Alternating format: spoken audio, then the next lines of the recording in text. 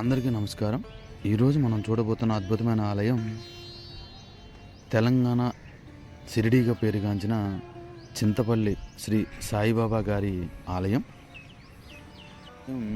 చేరుకోవాలంటే హైదరాబాద్ నుంచి నాగార్జున సాగర్ వెళుతుంటే హైవే పైన ఉన్న ఈ ఆలయం నల్గొండ జిల్లా చింతపల్లి మండలంలో ఉంటుంది. హైదరాబాద్ నుంచి దేవరకొండ వెళ్ళే ప్రతి బస్సు చింతపల్లిలో ఆగుతుంది. చింతపల్లి సాయిబాబా ఆలయం ఖచ్చితంగా సాయిబాబాని పూజించే ప్రతి భక్తునికి ఖచ్చితంగా చింతలు తీరుతాయనేది ఈ ఆలయం యొక్క ప్రతీతి. చింతలు అంటే కష్టాలు. ఈ ఆలయం హైదరాబాద్ నాగార్జున సాగర్ హైవేలో మనకి చింతపల్లి గ్రామంలో ఈ ఆలయం ఉంటుంది. ఈ చింతపల్లి ఆలయం ఎంత ప్రసిద్ధి అంటే ఈ ప్రధాన రహదారి మీద నిత్యం 24 గంటల వేలాది వాహనాలు రాకపోకలతో ఎంతో బిజీగా ఉంటుంది. 100 కిలోమీటర్ల వేగంతో దూసుకెళ్లే వాహనాలు కూడాను చింతపల్లి రాగానే స్లో అవుతాయి. రోడ్డుపైన 1-2 నిమిషాలు ఆగి స్వామివారి దర్శనం చేసుకున్న తర్వాత వెళ్తూ ఉంటారు. అంత ప్రాధాన్యత గల ఈ ఆలయం. ఈ ఆలయానికి తెలంగాణ షిరిడీగా పేరు. కేవలం చింతపల్లి సాయిబాబా దర్శనం కోసమే హైదరాబాద్, గుంటూరు, మాచర్ల నుంచి ప్రతి గురువారం భక్తులు సాయిబాబా గుడికి ప్రత్యేకంగా సుమారుగా వేల సంఖ్యలో వస్తూ ఉంటారు. సాయిబాబా వారి ఆలయం నిత్యం భక్తుల రద్దీతో ఎంతో కోలాహలంగా ఉంటుంది. అలాగే ప్రతి గురువారం రోజైతే వేల సంఖ్యలో భక్తులు స్వామివారి దర్శనానికి వస్తూ ఉంటారు. ప్రతి గురువారం ఇక్కడ జరిగే నిత్యాన్నదానం అయితే ఖచ్చితంగా మీరు ఇటు వచ్చినప్పుడు ఖచ్చితంగా ఇక్కడ స్వామివారి దర్శనం తర్వాత భోజనం అయితే స్వామివారి ప్రసాదం రుచి చూచి వెళ్ళండి. చాలా అద్భుతంగా ఉంటుంది. ఈ ఆలయంలో ప్రతి గురువారం ఒక జాతరే ఉంటుంది. ఈ ఆలయం ఉదయం 8 గంటల నుంచే ప్రత్యేక పూజలు జరుగుతాయి. ఆంధ్రప్రదేశ్ నుంచి వచ్చే భక్తులు చాలామంది ఇక్కడ వేల సంఖ్యలోనే ఉంటారు. కొంతమంది కళాకారులు గ్రూపుగా ఏర్పడి సాయిబాబా పాటలను ఆలపిస్తారు. చింతపల్లి సాయిబాబా వారి ఆలయం చెప్పాలి అంటే అసలు ఈ ఆలయం గురించి సంతృప్తికి మించిన సంపద లేదంటారు సాయిబాబా వారు. అందుకే కటిక నేలనే పాన్పుగా, ఇటుకలనే తలగడగా చేసుకొని సాధారణ జీవితం గడిపారు బాబాగారు. శ్రద్ధ, సబరి అంటూ జ్ఞానదూతులు వెలిగించారు. దాని ఫలితమే సాయిబాబా స్వామివారి ఆలయాలు ప్రతి పల్లెల్లో వెలుస్తున్నాయి. అలా ఏర్పడ్డ ఆలయమే నల్గొండ జిల్లా చింతపల్లి సాయిబాబా వారి ఆలయం. ఈ ఆలయంలోకి అడుగు పెట్టగానే ఓం సాయి, శ్రీ సాయి, జయ జయ సాయి అనే సాయినామ స్మరణ మీరు మన వీడియోలో కూడా మీరు ఆ పాటను వినవచ్చు. మేము గురువారం రోజు రావటం వలన ఇక్కడ ఇంకా కూడా ఎప్పటి నుంచో భక్తులు వేల సంఖ్యలో వచ్చి సాయిబాబా వారి భజనలో పాల్గొన్నారు. ఇక్కడ ప్రధాన ద్వారం పక్కన దుని ఉంటుంది. అక్కడ సాయినాథుడి ప్రతిమ భక్తులను విశేషంగా ఆకట్టుకుంటుంది. సాయిబాబానే స్వయంగా వచ్చి ఇక్కడ కూర్చున్నాడా అనే భావన మీకు ఖచ్చితంగా కలుగుతుంది. మెట్లపై నుంచి ప్రధాన మందిరం చేరుకోగానే నిర్మల రూపంలో సాయినాథుడు ఆకట్టుకుంటాడు.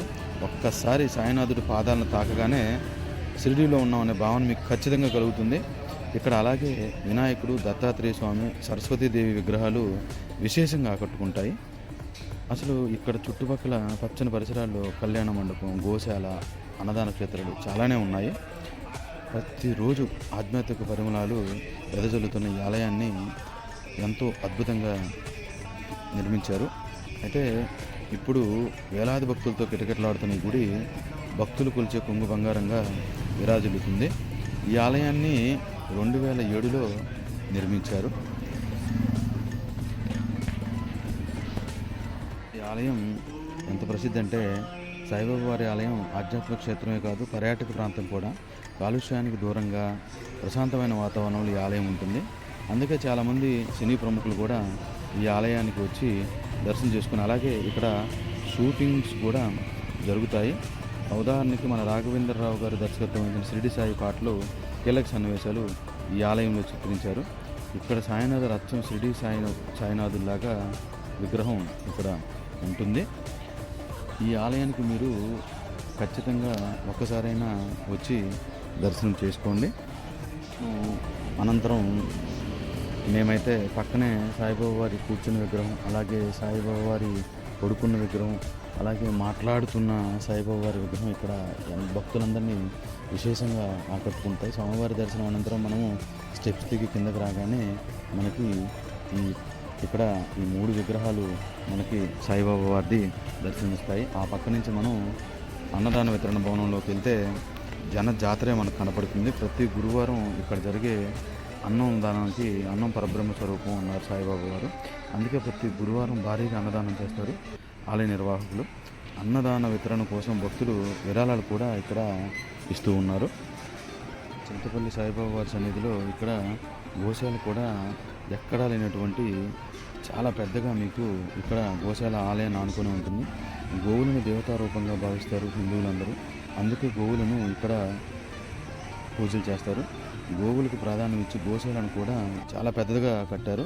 సాయినాథుడి దర్శనం అనంతరం భక్తులందరూ కూడా గోశాలకు వెళ్తారు.